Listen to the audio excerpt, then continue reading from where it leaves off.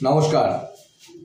আমি আমার সকল কর্মীদের কাছে গোটা রাজ্যব্যাপী আবেদন করতে চাই যে আমি নিজের আসন বালুরঘাটের গণনা নিয়ে ব্যস্ত থাকলেও গোটা রাজ্যের উপর আমার নজর থাকবে।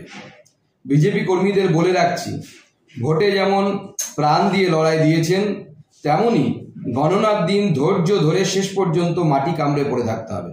জয়ের আনন্দে মাতলেও কেউ কোনো রকম উস্কানিতে পা দেবেন না, তেমনই পরিকল্পনা করে রেখেছে ভাইপো বাহিনী। তবে তৃণমূল যদি আক্রমণ করতে আসে, সবাই একসঙ্গে প্রতিরোধ গড়ে তুলবেন। আর তৃণমূল নেতা কর্মীরা কান খুলে শুনে রাখুন, বিজেপি কর্মীদের আক্রমণ করলে কেউ কিন্তু পার পাবেন না।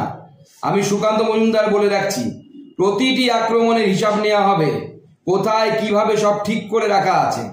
কোনো বিজেপি কর্মীদের রক্ত ঝরলে তার জন্য নরক দেখতে হবে, সেই ব্যবস্থা কিন্তু করব।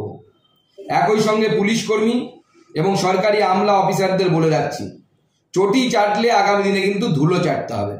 গোটা রাজ্যেই আমার নজর রয়েছে, কোথায় কোন পুলিশ কর্তা তৃণমূলের দলদাস তার তালিকাও আছে আমার কাছে। আর ভোট গণনায় কোনো রকম গোলমালের চেষ্টা করার খবর যদি আমি পাই, আমি বলে রাখছি কেউ পার পাবেন না। যার ঠিকই যেখানেই বাধা থাক, মাথা অবধি টেনে রাস্তায় নামাবো। সুতরাং শান্তিতে ভোট গণনা হতে দিন, আর ফল প্রকাশের পরে শান্তি বজায় রাখুন। উস্কানি দিলে সমূলে উৎপাটন করা হবে। তৃতীয় মোদী সরকার গঠনের আগাম অভিনন্দন সকলকে জানিয়ে রাখলাম। নমস্কার।